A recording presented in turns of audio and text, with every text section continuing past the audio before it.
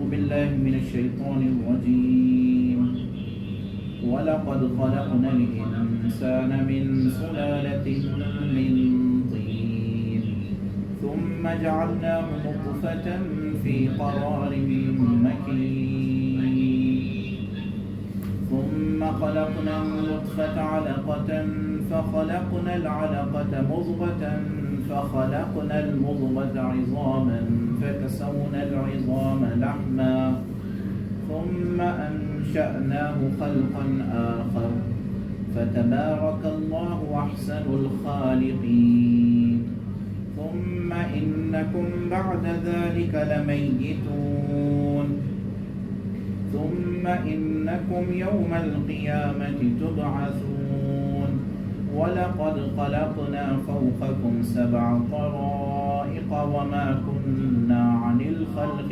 غافلين وأنزلنا من السماء ماء بقدر فأسكناه في الأرض وإنا على ذهاب به لقادرون فأنشأنا لكم به جنات من نخيل وأعناب لكم فيها فواكه كثيرة ومنها تأكلون وشجرة تخرج من طور سيناء تنبت بالدهن وصبغ للآكلين وإن لكم في الأنعام لعبرة نسقيكم مما في بطونها ولكم فيها منافع كثيرة ومنها تأكلون وعليها وعلى الفلك تحملون صدق اللہ العظیم.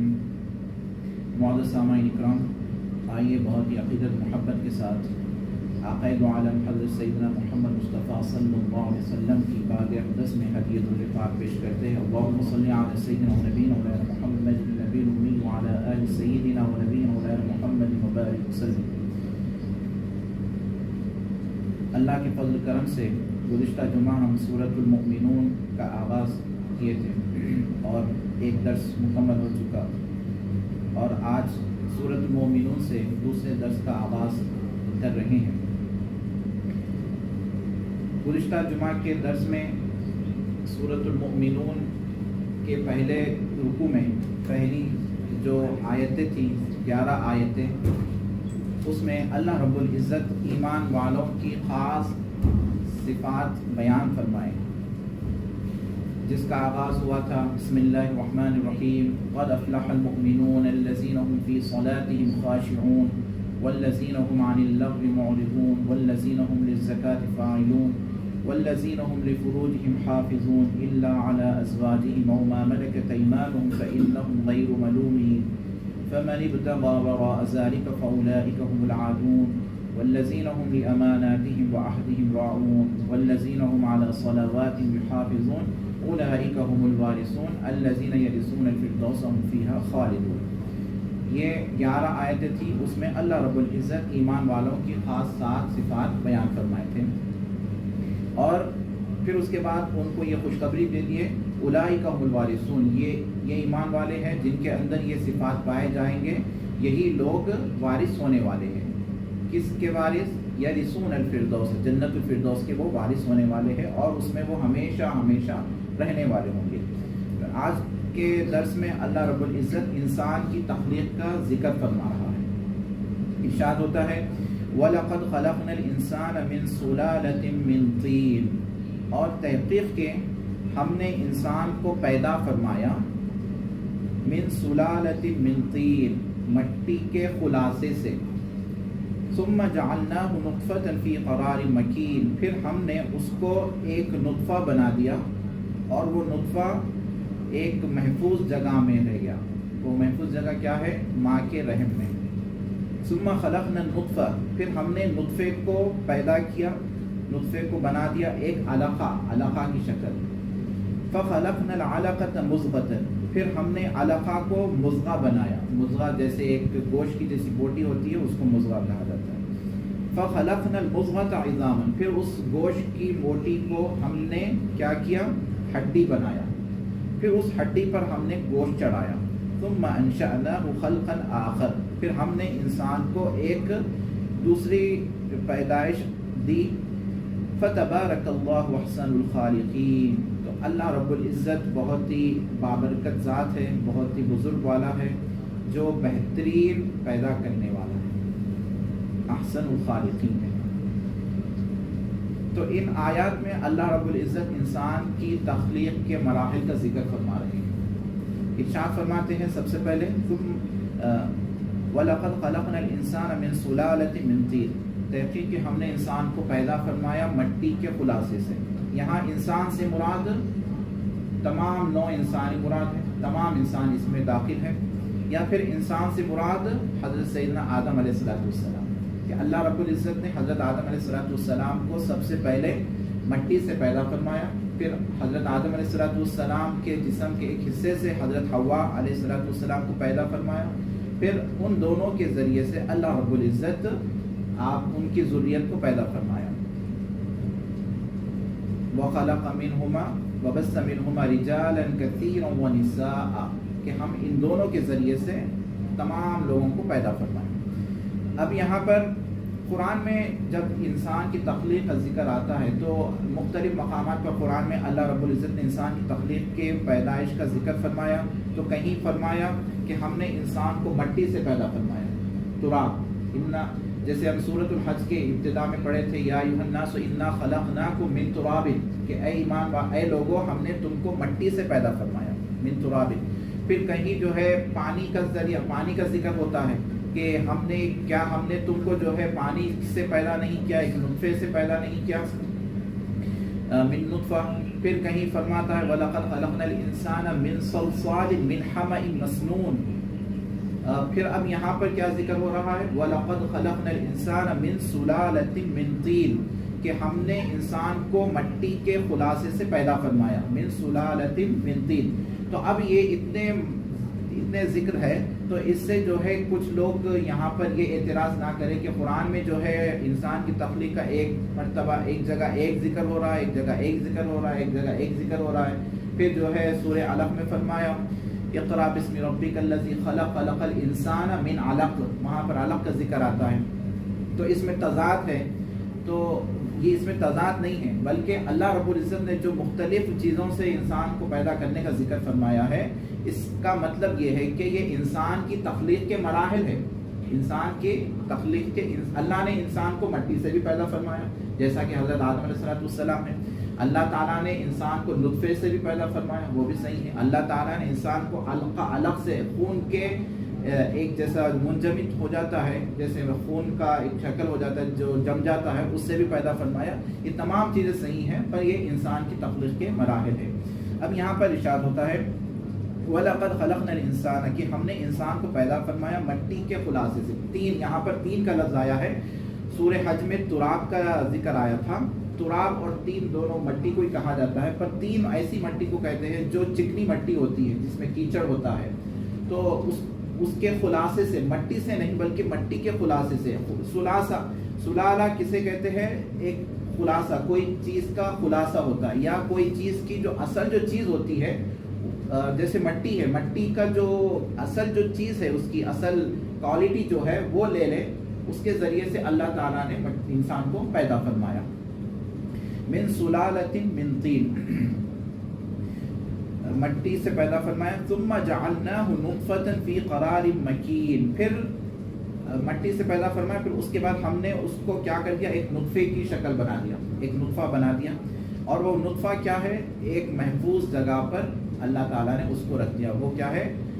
ماں کے پیٹ میں ہے، رحم مادر میں اس کو اللہ تعالیٰ نے رکھ دیا ہے.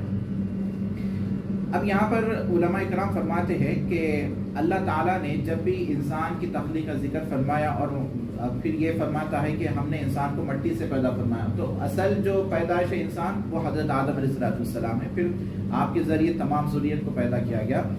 یا پھر جو ہے ہر انسان کی جو تخلیق جو ہوتی ہے وہ مٹی سے ہی ہوتی ہے. مٹی سے ہوتی ہے، مطلب اس کا مطلب یہ ہے کہ جو نطفہ جو ہوتا ہے، پانی کا قطرہ، اس کی غذا کیا ہے؟ مٹی ہی ہے. جو انسان میں جو نطفہ جو بنتا ہے وہ مٹی سے ہی بنتا ہے کہ مٹی کے ذریعے جو ہے ہریالی، درخت، ترکاری وغیرہ آتی ہے، اور وہ جب انسان جب کھاتا ہے، وہ انسان کی غذا ہے، تو جب غذا کھاتا ہے تو وہ پانی بنتا ہے، پانی کا خطرہ بنتا ہے، پھر اس کے ذریعے پھر انسان کی نشو و نما ہوتی ہے۔ اگر کوئی شخص یہ کہے کہ جو ہے میں ویجیٹیرین نہیں ہوں، میں جو ہے نان ویج ہوں، تو جو یہ دعویٰ کرتا ہے نان ویج ہے، وہ بھی جو ہے مٹن کھاتا ہے، گائے کا گوشت، بکری کا گوشت کھاتا ہے، تو بکری کی غذا کیا ہے؟ ترکاری ہے۔ تو اصل چیز کہاں سے آ رہی ہے؟ مٹی سے آ رہی ہے۔ تو اللہ تعالیٰ کا یہ فرمانا ہے کہ ہم نے انسان کو مٹی سے پیدا فرمایا، یہ بھی صحیح ہے کہ مٹی سے ہی جو ہے غذا بنتی ہے، اور انسان غذا لیتا ہے، غذا کے بعد جو ہے اس کے اندر وہ چیز پیدا ہوتی ہے، نطفہ بنتا ہے، تو نطفے سے انسان کی تخلیق ہو رہی ہے۔ ثم جعلناہ نطفۃ فی قرار مکین ثم خلقنا النطفہ، پھر نطفے کو ہم کر دیتے ہیں، کیا کر دیتے ہیں؟ اس کو ایک علقہ بنا دیتے ہیں۔ علقہ کسے کہتے ہیں؟ علق سورہ علق میں بھی آیا ہے۔ اب یہ انسان کی جو تخلیق ہے، اللہ تعالیٰ قرآن مجید میں آج سے 1400 سال پہلے اس کا ذکر کر رہا ہے، اور آج سائنس جو ہے اتنی ترقی کر لی ہے، اتنی ترقی کرنے کے بعد جو ہے سائنس دوسری چیزوں پر بہت زیادہ ترقی جلدی کر لی تھی۔ اب یہ جو انسان کی جو تخلیق ہے، جس کو علم الموالد کہا جاتا ہے، انگلش میں اس کو کیا کہتے ہیں پتہ نہیں، جو موالد بچوں کی پیدائش کا جو علم ہے، وہ نالج ہے، اس پہ سائنس ابھی وہ سائنس نے اس کو معلومات حاصل کیے ہیں۔ تو میڈیکل میں جو سائنسداں ہوتے ہیں وہ غور کرتے ہیں انسان کی تخلیق پر، کچھ لوگوں کو توفیق مل جاتی ہے، وہ اس پر غور کرنے کے بعد ایمان لا لیتے ہیں، ایمان کی دولت سے سرفرازی ہو جاتی ہے۔ کچھ ایسے ہوتے ہیں وہ ایمان کی دولت سے محرومی رہتے ہیں، پر کچھ سائنسداں جو اسلام قبول نہیں کیے، پر ان کا یہ دعویٰ ہے کہ قرآن جو آج سے 1400 سال پہلے انسان کی تخلیق کے بارے میں جو چیزیں جو بتائے، جو حقائق جو بتائے، جو فیکٹ جو بتائے، وہ بالکل برحق سچ ہے۔ اور وہ کب بتائیں؟ آج سے 1400 سال پہلے۔ قرآن کب نازل ہوا؟ آج سے 1400 سال پہلے نازل ہوا۔ اور قرآن کی سب سے پہلی جو وحی ہے، کیا ہے سب سے پہلی وحی؟ سورہ علق، اقرأ بسم ربک الذی خلق خلق الانسان من علق۔ اللہ رب العزت اپنی پہلی وحی میں ہی فرما رہے ہیں کہ ہم نے انسان کو علق سے پیدا فرمایا۔ علق کے کئی معنی آتے ہیں۔ ایک تو علق کے ایک معنی یہ ہے کہ سسپینڈ، کوئی چیز جو ہے لٹکی بھی رہتی ہے اس کو علق کہتے ہیں۔ معلق، متعلق، چپٹی ہوئی چیز، علق۔ اور پھر علق کے معنی خون جب جم جاتا ہے، خون بہتا ہے، جب جم جاتا ہے تو وہ کیا ہو جاتا ہے؟ گاڑھا ہو جاتا ہے، اس کو علق کہتے ہیں۔ جیسے آپ بلڈ کلاٹس جیسے بولتے ہیں نا، بلڈ کلاٹس، تو اس کو علق کہتے ہیں۔ تو اس سے اللہ تعالیٰ انسان کی تخلیق پیدا فرمایا ہے۔ ثم خلقنا النطفة علقة، اور علق یہ اس لیے اس کو علق کہتے ہیں کہ جب پہلا مرحلہ کیا ہے؟ مٹی، دوسرا مرحلہ نطفہ، تیسرا مرحلہ علق ہے۔ یہ علق جب ماں کے پیٹ میں رہتا ہے تو وہ لٹکا ہوا رہتا ہے، تو اس کے لیے اس کو علق کہہ رہے ہیں۔ ثم خلقنا النطفة علقة فخلقنا العلقة، پھر اس کے بعد علقہ کو ہم نے مضغہ بنا دیا۔ علقہ یعنی خون کا جو کلاٹ ہوتا ہے، اس کو ہم کیا کر دیے ہیں؟ مضغہ بنائے۔ مضغہ کسے کہتے ہیں؟ مضغہ جو بوٹی ہوتی ہے، گوشت کا ایک حصہ، جب اس کو آپ چابنے کے بعد جب آپ اس کو نکالتے ہیں تو وہ کیسی شکل ہوتی ہے؟ تو ایک ویسی شکل ہو جاتی ہے، اس کو مضغہ کہا جاتا ہے۔ تو یہ انسان کی تخلیق کے مراحل ہیں، اور اس پر جو ہے بہت بحث کی گئی ہے، ریسرچ کیا گیا ہے۔ اس کے شکلیں جو بنائے گئے بالکل سیم ایسی ہی شکلیں بنائی گئی، جیسا قرآن جیسا بتا رہا ہے، بالکل ویسی ہی جو ہے شکلیں ہیں۔ فخلقنا العلقة مضغة، تو پھر ہم نے علقہ کو مضغہ بنایا۔ پھر قرآن مجید میں سورہ حج میں جو ہے مضغہ کے بارے میں بھی آتا ہے کہ وہاں پر تفصیل کے ساتھ بیان کیا گیا۔ مضغہ دو قسم کا ہوتا ہے، ایک مخلقہ و غیر مخلقہ۔ مضغہ جب وہ ہوتا ہے تو جب بچہ بنتا ہے ماں کے پیٹ میں، تو مضغہ جب آتا ہے وہ مرحلے تک، اس میں کچھ مخلقہ ہوتا ہے، کچھ غیر مخلقہ، یعنی کچھ بچہ پیٹ میں بنتا ہے، اس کے اعضاء ایک دم صحیح تندرست ہو جاتے ہیں اور وہ پھر جنم لیتا ہے۔ کچھ ایسا ہو جاتا ہے کہ اس کے اعضاء اندر نہیں بنتے، اعضاء بنتے نہیں، وہ ویسا ہی جو ہے اندر ہی مر جاتا ہے، اس کو غیر مخلقہ کہا جاتا ہے۔ فخلقنا العلقة مضغة فخلقنا المضغة عظاما. پھر اب مضغہ کو اللہ تعالیٰ ہڈی بنا دیتے ہیں، وہ ہڈی جیسا بن جاتا ہے. فکسونا العظام لحما، پھر ہڈی پر ہم جو ہے گوشت چڑھاتے ہیں. سبحان اللہ. جب ہڈی پر جب گوشت چڑھ جاتا ہے تو پھر اس کے بعد اللہ ارشاد فرما رہے ہیں ثم انشأناه خلقا آخر. پھر اب وہ اپنا سارے مراحل طے کر لیتا ہے. پھر اس کی جب ولادت ہو جاتی ہے اس کو ہم ایک دوسری شکل عطا کرتے ہیں. لحما ثم انشأناه خلقا فتبارک اللہ احسن الخالقین. تو اللہ رب العزت یہ تمام مراحل ذکر کر کے پھر فرماتے ہیں تو اللہ تعالیٰ بہت ہی بابرکت ذات ہے، بہت ہی بزرگ والی ذات ہے. احسن الخالقین، جو سب سے بہترین پیدا کرنے والی ذات ہے. جب انسان ان چیزوں میں، انسان کے مراحل میں جب غور و فکر کرتا ہے تو خود بخود انسان کی زبان سے یہ کلمات نکل جاتے ہیں. سبحان اللہ، اللہ تعالیٰ کیسی بہترین ذات ہے جو کیسا بہترین پیدا کرنے والا ہے. اب یہاں اس آیت کریمہ میں جو انسان کی مراحل کے جو مراحل جو ذکر کیے گئے ہیں وہ جملہ 7 مراحل. سب سے پہلا مرحلہ کیا ہے؟ طین، مٹی. دوسرا مرحلہ کیا ہے؟ نطفہ. تیسرا مرحلہ کیا ہے؟ نطفے کو پھر اللہ تعالیٰ علقہ بنا دیتے ہیں. پھر اس کے بعد علقہ کو اللہ تعالیٰ مضغہ بنا دیتے ہیں. یہ چوتھا مرحلہ ہے. مضغہ جیسا یعنی بوٹی کی شکل جیسے، گوشت کی شکل جیسی مضغہ ہو جاتا ہے. فخلقنا المضغة عظاما، پھر مضغے کو اللہ تعالیٰ ہڈی بنا دیتے ہیں. ہڈی بنانا یہ کیا ہے؟ پانچواں مرحلہ ہے. پھر ہڈی پر جو ہے گوشت چڑھانا ہے، یہ چھٹا مرحلہ ہے. پھر اس کے بعد انشأناه خلقا آخر، یہ خلق آخر یہ کیا ہے؟ 7واں مرحلہ ہے. تو یہ 7 مراحل سے انسان کی تخلیق ہوتی ہے اور انسان جو ہے اس سے گزرتے رہتا ہے. فتبارک اللہ احسن الخالقین. ایک مرتبہ حضرت سیدنا عمر فاروق رضی اللہ تعالیٰ عنہ کے سامنے جو ہے بڑے بڑے صحابہ اکرام رضی اللہ تعالیٰ اجمعین بیٹھے ہوئے تھے. اس میں جو ہے حضرت سیدنا ابن عباس رضی اللہ تعالیٰ عنہ بھی تھے. وہ اس وقت بہت ہی چھوٹے بچے تھے. حضرت عمر فاروق رضی اللہ تعالیٰ سوال کرتے ہیں شب قدر کے بارے میں کہ بتائیے آپ لوگوں کی کیا رائے ہے، شب قدر کب ہوگی؟ تو سب صحابہ اکرام رضی اللہ تعالیٰ اجمعین جو ہے کچھ نہیں کہے. سب لوگ خاموش رہے کہ وہ اپنی اپنی رائے نہیں دیے.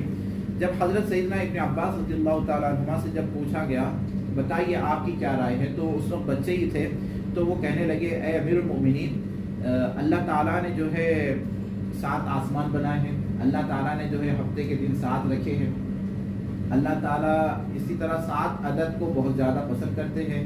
7 آسمان بنائے ہیں اور 7 اللہ تعالیٰ اسی طرح انسان کی تخلیق کے مرحلے بھی 7 رکھے ہیں اور انسان کے لیے اللہ تعالیٰ نے 7 غذائیں رکھے ہیں. تو میں سمجھتا ہوں کہ 7 کا عدد اللہ کے نزدیک محبوب ترین ہے. تو شب قدر 27ویں شب ہونی چاہیے. جب حضرت سیدنا عمر فاروق رضی اللہ تعالیٰ عنہ حضرت ابن عباس رضی اللہ تعالیٰ عنہما کا یہ جواب جب دیکھے تو صحابہ کرام رضوان اللہ تعالیٰ اجمعین سے مخاطب ہو کر عرض کرنے لگے دیکھو یہ بچہ ابھی اس کے بال تک برابر نہیں آئے، وہ ایسی حکمت کی بات کہی جو تم لوگوں نے کہی نہیں کہی. تو انسان کی مراحل، تخلیق کے مراحل 7 مراحل ہیں. ثم انکم بعد ذلک لمیتون. تو اللہ رب العزت انسان کی تخلیق کے مراحل ذکر کر کے پھر فرما رہے ہیں ثم انکم بعد ذلک لمیتون، پھر اس کے بعد ہم نے تمہیں پیدا فرما دیا. اب پیدا ہوئے تم، اس کے پیدا ہونے کے بعد پھر جو ہے تمہیں ضرور مرنا ہے. اب یہ جو 7 مراحل ہے اس میں بھی، اس میں احادیث شریفہ میں آتا ہے حضور پاک صلی اللہ علیہ وسلم جو ہے ارشاد فرماتے ہیں کہ جب انسان اپنے ماں کے پیٹ میں رہتا ہے تو 40 دن میں اس کے پاس ایک فرشتہ آتا ہے، اس کے لیے جو ہے یہ چیز لکھ دیتا ہے. پھر 40 دن یہ 40 دن کے مرحلے ہوتے ہیں. پھر ایک تین مرتبہ جب آتا ہے 40 120 دن جب ہو جاتے ہیں، پھر اس کے بعد جب فرشتہ آتا ہے اس کے پاس آ کے جو ہے اس کے لیے 4 چیزیں لکھ دیتا ہے. ایک تو اس کا رزق لکھ دیتا ہے، وہ کتنا اس کا رزق ہوگا، اور جو ہے یہ سعید ہوگا یا شقی ہوگا، نیک بخت ہوگا یا بدبخت ہوگا، یہ لکھ دیتا ہے. اور پھر وہ کہاں مرے گا وہ بھی لکھ دیتا ہے. پھر اس کے لیے جو ہے یہ ساری چیزیں لکھنے کے بعد پھر جو ہے اس کے اندر روح پھونک دیتا ہے. اب قرآن کے جو الفاظ ہیں آپ اس پر بھی غور کریے. اللہ رب العزت ارشاد فرماتے ہیں وَلَقَدْ خَلَقْنَا الْإِنسَانَ مِنْ سُلَالَةٍ مِنْ طِينٍ ثُمَّ جَعَلْنَاهُ نُطْفَةً فِي قَرَارٍ مَكِينٍ. ثم کا جو لفظ ہے یہ ثم کا لفظ جب آتا ہے پھر اس کے بعد اس میں جو ہے تھوڑی سی مدت ہوتی ہے. عربی زبان میں دو لفظ ہے, ایک تو ثم آتا ہے, ثم جب آتا ہے تو اس میں تھوڑی سی مدت بتائی جاتی ہے, اور ایک فا آتا ہے. فا میں جو ہے اتنی زیادہ مدت نہیں ہوتی ہے. اگر آپ جو ہے کوئی کام کریں, میں نے یہ کام کیا ثم پھر میں نے اس کے بعد یہ کام کیا تو آپ یہ جو کام کیے اس میں تھوڑی سی مدت ہے. آپ وہ کام ایک کے بعد فوری نہیں کیے, امیڈیٹلی نہیں کیے, تھوڑا سا وقفہ دے کر کیے. تو قرآن میں جو ثم کا جو لفظ جہاں پر آ رہا ہے اس سے معلوم ہوتا ہے کہ یہ مرحلے کے بعد یہ مرحلہ ہونے میں تھوڑی سی مدت ہو رہی ہے. تو اس لیے کچھ جگہ ثم آیا ہے اور کچھ جگہ فا آیا ہے. ثم انکم بعد ذلک لمیتون, پھر اس کے بعد تم ضرور مرنے والے ہوگے, ضرور تمہیں موت آئے گی, تم انتقال کر جاؤ گے. ثم انکم یوم القیامۃ تبعثون, پھر جب تمہیں موت آئے گی, پھر جب تم مر جاؤ گے, تم خبر میں جاؤ گے, پھر اس کے بعد تمہیں ضرور دوبارہ اٹھایا جائے گا اور تم سے حساب و کتاب لیا جائے گا. اب یہاں پر دیکھیے آپ, اللہ رب العزت نے انسان کی تخلیق کا ذکر فرمایا, انسان کی تخلیق کے فوری بعد جو ہے موت کا ذکر فرمایا. اس میں راز کیا ہے؟ تو کیا انسان کو پیدا کرنے کے بعد ہی کیا فوری موت ہے؟ ایسا تو نہیں ہے. انسان جیے گا زندگی میں, کوئی جو ہے 60 سال جیتا ہے, کوئی 70 سال جیتا ہے, کوئی کسی کو جلدی موت آ جاتی ہے, کوئی بچپن میں ہی جو ہے وفات پا جاتا ہے, کوئی جو ہے پیدا ہوتے ہی جو ہے کچھ لمحوں کے بعد اس کو انتقال ہو جاتا ہے. اللہ رب العزت نے انسان کی تخلیق کا ذکر کرنے کے فوری بعد جو ہے موت کا ذکر بتا رہے ہیں, اس لیے بتا رہے ہیں کہ موت تمہیں کبھی بھی آ سکتی ہے, تم تیار رہنا چاہیے. تم یہ نہ سمجھنا کہ میں جو ہے بوڑھا ہو کر ہی مروں گا, ضروری نہیں ہے, کبھی بھی موت تم پر آ سکتی ہے. تو اس لیے اللہ تعالیٰ زندگی کا ذکر کیے, اس کے بعد جو ہے فوری موت کا بھی ذکر فرما دیا. سورہ ملک پڑھیے, وہاں پر اللہ رب العزت ارشاد فرماتے ہیں الذی خلق الموت والحیات لیبلوکم ایکم احسن عملا, کہ وہاں پر اللہ تعالیٰ زندگی سے پہلے موت کا ذکر فرمایا کہ وہ ذات جو ہے موت کو بھی پیدا کی اور زندگی کو بھی پیدا کی تاکہ تمہیں آزمائے, یہ دیکھے تم میں سے کون اچھا عمل کرتا ہے. لیبلوکم ایکم احسن عملا. پھر ارشاد ہوا لمیتون, تم ضرور مرنے والے ہیں. یہاں پر تاکید کا لفظ لایا ہے, ضرور تمہیں موت آئے گی. اور پھر اس کے بعد کیا فرمایا ثم انکم یوم القیامۃ تبعثون, کہ تمہیں اس کے بعد جو ہے ضرور دوبارہ, وہاں پر ضرور کا ذکر نہیں ہے, تمہیں ضرور مرنا ہے, مرنے کے بعد پھر جو ہے تمہیں دوبارہ اٹھنا ہے. اللہ رب العزت نے موت کا جہاں ذکر فرما رہے ہیں وہاں پر تاکید لا رہے ہیں, ضرور تمہیں مرنا ہے اور مرنے کے بعد دوبارہ اٹھایا جانا ہے, وہاں پر تاکید نہیں لا رہے ہیں. جبکہ بات یہ تھی کہ بہت سے لوگوں کو جو ہے مرنے کے بعد دوبارہ اٹھنے کے بارے میں شک شبہ ہوتا ہے.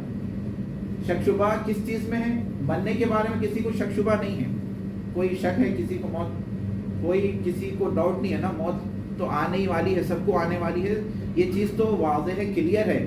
پر شک کہاں ہے, ڈاؤٹ کہاں ہے؟ بہت سے لوگوں کو, نان مسلم جو ہے یہ بلیو نہیں کرتے کہ مرنے کے بعد دوبارہ زندگی ہوگی, یہ بلیو نہیں کرتے. پر اللہ رب العزت نے جو ہے جو چیز واضح ہے وہاں پر تاکید لا رہے ہیں, اور جو چیز کے بارے میں لوگوں کو شک شبہ ہے وہاں پر تاکید نہیں لا رہے ہیں. اس کا وجہ یہ ہے, اللہ رب العزت لوگوں کو یہ بتانا چاہ رہے ہیں کہ بندو موت تو واضح ہے, موت کے بارے میں تمہیں شک شبہ نہیں ہے, پر تم جو ہے موت سے جو ہے غفلت میں پڑے ہوئے ہو. تم زندگی اس طرح گزار رہے ہو کہ گویا کہ تمہیں مرنا ہی نہیں ہے. تم موت سے غافل ہو, تم موت سے غفلت میں پڑے ہوئے ہو. اگر تمہیں یقین ہوتا, اگر تم موت کو روزانہ یاد کرنے والے ہوتے تو تم جو ہے اللہ تعالیٰ کی نافرمانی نہیں کرتے. تمہاری زندگی اللہ کی فرما برداری سے, اللہ کی بندگی سے, اللہ کی اطاعت سے غافل نہیں ہوتی تھی. تو اللہ تعالیٰ یہاں پر لوگوں کو یہی بتانا چاہ رہے ہیں. موت آنا تو برحق ہے, اس کے بارے میں لوگوں کو شک شبہ نہیں ہے, پر لوگ اس میں غفلت میں پڑے ہوئے. یہ غفلت سے نکلو, غفلت سے تم باہر آؤ, بیداری میں آ جاؤ اور موت کو یاد کرتے رہو. ثم انکم یوم القیامۃ تبعثون وَلَقَدْ خَلَقْنَا فَوْقَكُمْ سَبْعَ طَرَائِقَ وَمَا كُنَّا عَنِ الْخَلْقِ غَافِلِينَ. پھر اس کے بعد اللہ رب العزت ارشاد فرماتے ہیں کہ تحقیق کہ ہم نے جو ہے پیدا کیا تمہارے اوپر 7 آسمان. 7 طرائق, طرائق یہ طریقۃ کی جمع ہے, جس کے معنی آتے آسمان پر جو راستے ہیں فرشتوں کے گزرنے کے، اس کو طرائق کہا جاتا ہے کہ ہم نے جو ہے تمہارے اوپر 7 آسمان پیدا فرمائے ہیں. وَمَا كُنَّا عَنِ الْخَلْقِ غَافِلِينَ، اور ہم جو ہے مخلوق سے ہم غفلت میں نہیں ہیں. یعنی ہم تو جو ہے جو مخلوق کو پیدا کیے ہیں، ایک تو انسان ہے. مخلوق سے مراد کیا ہے؟ ایک تو انسان مراد ہے. انسان کو اللہ تعالیٰ یہاں پر یہ بتانا چاہ رہے ہیں کہ اے بندو، ہم جو ہے تمہیں پیدا کر کے ہم تمہاری خلقت سے، ایسا نہیں کہ ہم تمہیں پیدا کر دیے اور چھوڑ دیے، نہیں، بلکہ ہم تمہیں رزق بھی دے رہے ہیں، تمہاری تربیت کر رہے ہیں، تمہارا خیال کر رہے ہیں، تمہاری کفالت کر رہے ہیں، تمہاری حفاظت کر رہے ہیں. ہم سب کچھ کر رہے ہیں. یہ نہ سمجھنا کہ ہم پیدا کر دیے بل بھول گئے انسانوں کو، ہم تم سے غافل ہیں، ایسا نہیں ہے. جیسے کوئی جو ہے ماں باپ ہوتے، بچے کو پیدا کر دیتے، بھول جاتے، بچہ کچھ بھی کر لے، کھا لے پی لے، یا اس کی تربیت ہو رہی ہے، اس کی تعلیم ہو رہی ہے، نہیں ہو رہی ہے. کچھ ماں باپ ہوتے ہیں، پر اللہ رب العزت جو سارے لوگوں کا خالق ہے، وہ سب کا رزاق بھی ہے. یہ نہ سمجھو کہ وہ صرف تمہیں پیدا کر دیا، بھول گیا، وہ تمہیں رزق نہیں دے رہا ہے، روزی نہیں دے رہا ہے، وہ تمہیں روزی کا بھی انتظام کر رہا ہے. اور اللہ تعالیٰ روزی کا کس طرح انتظام کر رہا ہے، آگے آیتوں میں اللہ تعالیٰ اس کا ذکر فرماتے ہیں. ایک تو مخلوق سے مراد انسان مراد ہے، دوسرا مخلوق سے مراد آسمان مراد ہے. یعنی اللہ تعالیٰ یہاں پر 7 آسمانوں کا ذکر فرمائے، ان کی تخلیق کا ذکر فرمائے، اور ساتھ ساتھ یہ بھی بتا رہے ہیں کہ ہم نے آسمانوں کو پیدا فرمایا، اور آسمانوں کو پیدا کر کے ہم جو ہے اس سے غفلت میں نہیں ہے. یہ نہ سمجھو کہ آسمان اتنے بڑے آسمان، اتنے عریض آسمان ہیں، یہ نہ سمجھنا کہ آسمان تم پر گر جائے گا، ایسا نہیں ہے. اللہ تعالیٰ نے آسمان کو پیدا فرمایا اور اس کو تھامے ہوئے ہے. ان اللہ یمسک السماوات والارض ان تزولا ولئن زالتا ان امسکہما من احد من بعدی، کہ اللہ رب العزت نے آسمانوں کو تھامے ہوا ہے. اگر اللہ تعالیٰ آسمان کو نہیں تھامے گا تو شک ہے کہ آسمان جو ہے تم پر گر جائے گا. پر تمہیں اطمینان ہے، اب تمہیں اللہ تعالیٰ تمہیں آسمانوں کو پیدا فرمایا، اور جو ہے اس نے جو ہے سیفٹی کے وہ سارے چیزیں تمہارے لیے مہیا فرما دیا. تم اطمینان میں رہو، آسمان تم پر گرنے والا نہیں ہے. تو اس کے معنی غفلت کے آتے ہیں. غفلت کے معنی کیا آتے ہیں؟ کوئی چیز سے جو ہے غافل ہو جانا. اب کوئی جو ہے گاڑی چلا رہا ہے، ڈرائیو کر رہا ہے، اور ڈرائیونگ پہ فوکس نہیں کر رہا ہے، تو وہ غفلت ہے، تو اس کو جو ہے ایکسیڈنٹ ہو سکتا ہے.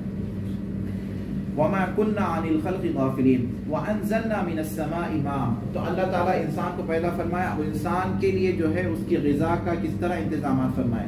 ارشاد ہوتا ہے وَأَنزَلْنَا، اور ہم نے جو ہے آسمان سے بارش نازل کی، بِقَدَرٍ، ایک قدر کے اعتبار سے، قدر سے ایک یعنی مقدار کے حساب سے. ایسا نہیں کہ بارش اللہ تعالیٰ نازل فرمائے ایک دم زیادہ بارش ہو جائے، وہ انسان کے لیے نقصان ہے. تو یہاں پر اللہ تعالیٰ کی رحمت دیکھیے، اللہ تعالیٰ کی کیسی بہترین رحمت ہے کہ انسانوں پر جب اللہ تعالیٰ بارش نازل فرماتے ہیں تو ایک قدر میں، ایک حساب سے، کتاب سے. بہت زیادہ بارش اگر نازل کر دی تو طوفان آ جائے گا. قوم نوح کا عالم کیسا ہوا تھا؟ طوفان آ گیا تھا، سارے لوگ جو ہے ہلاک برباد ہو گئے تھے. تو اللہ تعالیٰ اندازے کے اعتبار سے بارش نازل فرماتے ہیں. فَأَسْكَنَّاهُ فِي الْأَرْضِ، اور جب بارش نازل ہوتی ہے، بارش آتی ہے، تو بارش آتی ہے، لوگ جو ہے جتنا بارش سے پانی لینا ہے وہ لے لیتے ہیں. پھر اس کے بعد بارش سے جو پانی نازل ہوتا ہے وہ زمین میں جذب ہو جاتا ہے، زمین میں وہ پانی رہتا ہے. پھر اس کے بعد انسان کو جب ضرورت ہوتی ہے، اپنی ضرورت کے حساب سے وہ پانی جو ہے زمین میں سے پانی نکالتا ہے اور وہ استعمال کرتا ہے. وَإِنَّا عَلَى ذَهَابٍ بِهِ لَقَادِرُونَ، اور بے شک ہم جو ہے یہ جو نعمت ہم ذکر کیے، بارش سے پانی نازل کرنا، یہ نعمت ذکر کیے، یہ نعمت ہم سلب کرنے پر ضرور قادر بھی ہے. وَإِنَّا عَلَى ذَهَابٍ بِهِ لَقَادِرُونَ، اگر ہم اس کو چھین لینا چاہیں، یعنی بارش اگر اللہ تعالیٰ نازل نہیں کرنا چاہے تو کئی دن تک بارش نہیں ہو سکتی. یا پھر اللہ تعالیٰ جو پانی جو زمین میں جو جذب ہو رہا ہے، وہ پانی اگر سارا کا سارا پانی لے لے تو اللہ تعالیٰ ضرور لے سکتے ہیں، اللہ قادر ہے. پر اللہ رب العزت ایمان والوں کو بتانا چاہ رہے ہیں کہ دیکھو اللہ تعالیٰ کی نعمتیں کیسی ہے، تمہیں جو ہے اللہ کی نعمتوں میں غور و فکر کرنا چاہیے، اور اللہ تعالیٰ کا ہمیشہ شکر بجا لانا چاہیے.